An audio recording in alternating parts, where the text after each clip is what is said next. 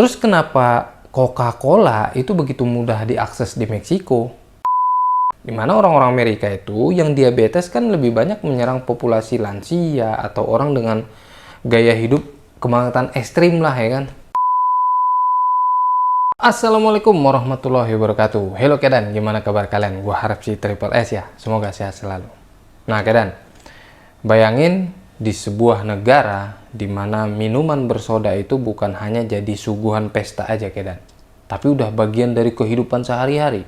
Sebuah bangsa yang meminum Coca-Cola bukan karena haus, tapi karena sudah terbiasa sejak kecil gitu. Karena diwariskan dari generasi ke generasi.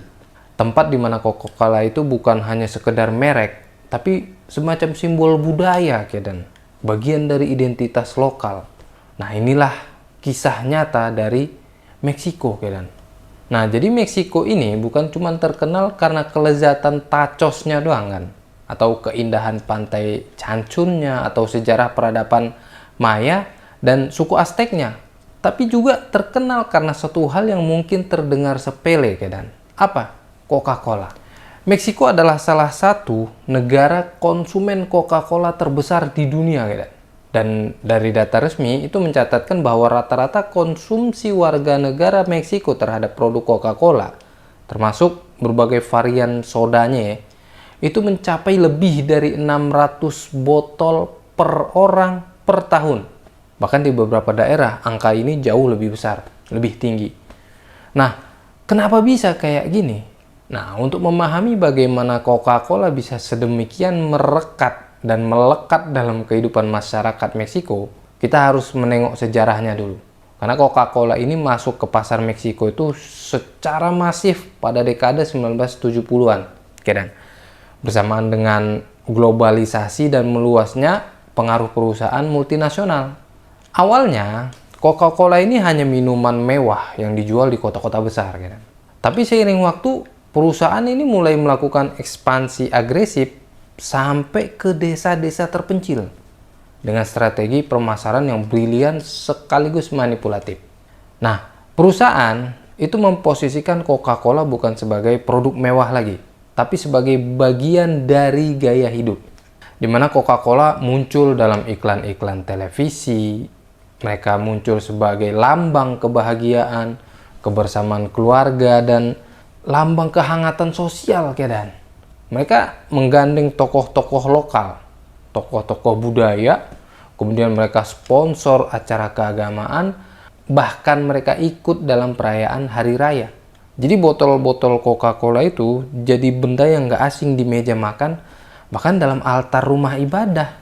Jadi ada satu kota kecil di negara bagian Chiapas itu bernama San Juan Chamula, di mana Coca-Cola bukan hanya minuman biasa, tapi bagian dari praktek keagamaan. Ini serius. Dalam beberapa upacara kepercayaan lokal yang sinkretik antara Katolik dan budaya adat, Coca-Cola digunakan sebagai pengusir roh jahat. Mereka kadang gunain untuk memicu sendawa gitu. Jadi kalau dia sendawa, itu bentuk pembersihan tubuh. Dan ini nggak main-main Kedan. Botol-botol Coca-Cola itu diletakin di altar, disandingin sama lilin, sama patung santo. Dan ini bukan metafora ya, ini kenyataan yang bisa lu temuin langsung di sana hari ini. Tapi di balik semua ini ada harga yang sangat mahal Kedan, sangat mahal. Harga yang nggak bisa dibayar dengan uang semata, tapi dengan nyawa, dengan kesehatan, dan dengan generasi yang tumbuh besar dalam jebakan kebiasaan konsumsi yang gak sehat. Jadi setelah gue telusuri, Meksiko ini adalah negara dengan angka penderita diabetes tertinggi kedua di dunia setelah Amerika Serikat loh. Tapi nggak kayak Amerika mereka. Dimana orang-orang Amerika itu yang diabetes kan lebih banyak menyerang populasi lansia atau orang dengan gaya hidup kematangan ekstrim lah ya kan. Minum-minum gulanya barbar mereka gitu. Tapi di Meksiko ini penyakit buta map. Dia nyerang siapa aja. Dia nyerang anak muda, orang tua, orang miskin, semua yang kaya kena diabetes gitu. Jadi kita ini sedang membicarakan epidemi kesehatan publik yang sangat serius. Karena dari data Kementerian Kesehatan Meksiko itu menyebutkan bahwa 1 dari setiap 6 orang dewasa di negara itu mengidap diabetes tipe 2.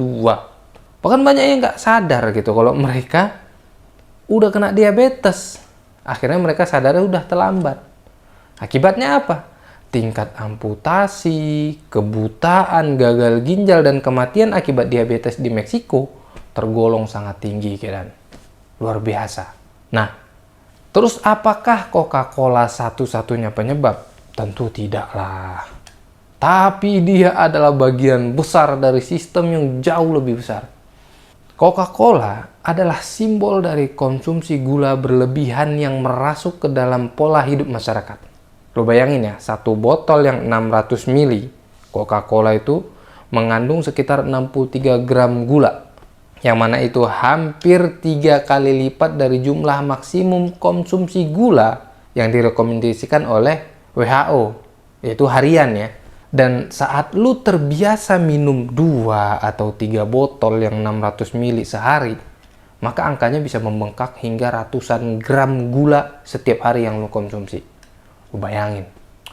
Tambah lagi kalau lu konsumsi makanan yang karbohidrat tinggi gitu kan, kayak gorengan, cemilan manis, terus lu kurang aktivitas fisik, terutama daerah-daerah urban lah gitu kan. Kebayang lah, ya Allah. Terus kenapa Coca-Cola itu begitu mudah diakses di Meksiko? Nah, di banyak wilayah, terutama di daerah miskin dan terpencil, air bersih itu justru lebih sulit loh ditemukan dibandingkan Coca-Cola. Dalam beberapa kasus, Coca-Cola dijual lebih murah daripada air mineral, kan? Sebotol besar Coca-Cola itu bisa dibeli seharga 10 peso. Sementara air minum dalam botol, yang botol ukuran sama, itu jauh lebih mahal harganya. Maka akses terhadap air bersih adalah masalah serius di Meksiko. Mungkin ya ini akibat dari infrastruktur yang sangat buruk dan privatisasi sumber air yang nggak adil sih, menurut gue ya. Bahkan di rumah sakit pun, coy, lu bayangin, pasien disuguhin Coca-Cola. Luar biasa, pasien. Di sekolah-sekolah, ya Allah. Mesin-mesin penjual otomatis itu isinya soda semua. Di acara keluarga itu rasanya kayak nggak lengkap gitu, nggak ada Coca-Cola. Jadi minuman ini hadir di berbagai macam acara, kan? Ulang tahun, pernikahan, pemakaman, bahkan di ruang tunggu pelayanan publik. Dan anak-anak cuy, dibiasain minumnya sejak dini. Karena itulah yang dilakukan orang tua mereka dan orang tua merekanya lagi. Nah, pemerintah Meksiko, apakah mereka tinggal diam? Tentu tidak. Pada tahun 2014, mereka menerapkan pajak soda, yaitu 1 peso per liter, untuk mengurangi konsumsi minuman manis. Awalnya langkah ini dianggap sangat berhasil kan, karena konsumsi terhadap gula itu menurun hingga 5-6% pada tahun pertamanya ini. Tapi, industri ini nggak bisa tinggal diam, kedan. Mereka menggencarkan promosi, memperkenalkan varian baru, mereka ngasih potongan harga besar-besaran. Gila-gilaan, luar biasa. Dan mereka bungkus lagi produknya dengan label yang terlihat lebih sehat. Jadi perusahaan minuman juga berinvestasi di dalam CSR. Mereka menyumbang pada proyek-proyek komunitas, sampai publik melihat mereka sebagai penyelamat. Alih-alih mereka adalah penyebab masalah, kan? Jadi mereka membuat fasilitas olahraga, mereka mendanai acara amal, bahkan bekerja sama dengan pemerintah daerah dalam beberapa kegiatan sosial. Makanya ini adalah hal yang disebut sebagai kesehatan sebagai ilusi. Jadi di satu sisi masyarakat diberikan fasilitas yang tampak mendukung gaya hidup sehat, tapi di sisi lain mereka tetap dicekokin produk yang membuat mereka jatuh sakit. Ini bukan hanya masalah individu, kedan. Ini adalah struktur yang kompleks, tempat kapitalisme, kesehatan publik, dan budaya yang bertabrakan. Maka sebagian besar warga itu nggak punya banyak pilihan, kedan. Mereka terperangkap dalam sistem ekonomi yang nggak adil, pendidikan yang rendah, dan akses informasi yang minim. Maka ketika Anda hidup di desa tanpa air bersih, tidak ada pusat kebugaran, nggak ada edukasi gizi, dan pilihan termurah adalah Coca-Cola, ya maka pilihan itu bukan lagi soal kesukaan, tapi suatu kebutuhan. Nah, anak-anak di sana itu tumbuh menganggap Coca-Cola sebagai minuman normal. Remaja menggantinya dengan varian energi atau yang zero sugar, yang tetap penuh dengan bahan kimia pasti kan. Dan orang-orang dewasa itu mengkonsumsi soda untuk menggantikan makanan. Terus lansia yang seringkali sudah mengidap diabetes atau tekanan darah tinggi tetap minum Coca-Cola. Kenapa? Karena tubuh mereka udah terbiasa, Kedan. Udah terbiasa puluhan tahun.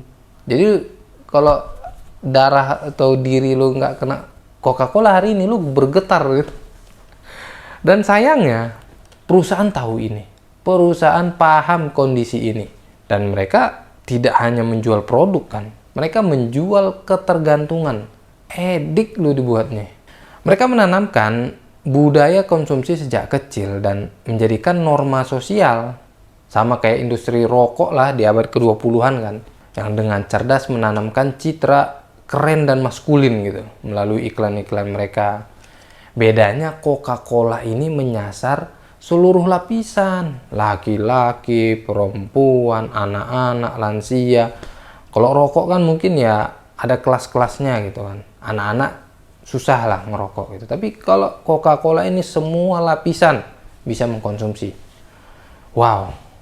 Dan dampaknya nggak main-main, Kedan. Setiap tahun puluhan ribu warga Meksiko itu meninggal karena komplikasi diabetes. Rumah sakit penuh. Biaya kesehatan membengkak. Tapi Coca-Cola tetap berjaya. Tetap masuk daftar 5 perusahaan yang paling berpengaruh di Meksiko. Mereka tetap sponsor utama dalam berbagai acara budaya, olahraga gitu. Bahkan dalam bencana alam pun, truk Coca-Cola bisa datang lebih dulu daripada bantuan pemerintah. Lu bayangin. Banyak aktivis kesehatan dan lembaga sosial masyarakat lokal telah menyuarakan perubahan. Mereka menuntut regulasi yang lebih ketat, ya kan? Pelarangan iklan soda ke anak-anak, pelabelan produk yang lebih jujur, serta edukasi publik tentang bahaya gula yang berlebihan. Tapi, melawan kekuatan raksasa seperti Coca-Cola itu nggak mudah. Perusahaan ini punya banyak koneksi politik, kekuatan finansial, dan pengaruh budaya yang sangat besar. Nah, jadi keadaan Meksiko ini adalah studi kasus yang menyedihkan lah tentang bagaimana produk global bisa mencengkram suatu bangsa, mengubah pola konsumsi, dan membentuk identitas. Dan pada akhirnya, itu membunuh secara perlahan-lahan. Ini bukan hanya tentang minuman manis, ini tentang siapa yang berkuasa atas apa yang kita konsumsi. Dan ini tentang bagaimana perusahaan yang bisa menggantikan air dengan gula. Gitu. Mereka bisa menggantikan kesehatan dengan kebiasaan dan kebahagiaan dengan ketergantungan. Jadi kalau lu berpikir, kalau Coca-Cola hanyalah minuman ringan biasa, coba pikirin lagi. Di Meksiko, Coca-Cola adalah bagian daripada sistem.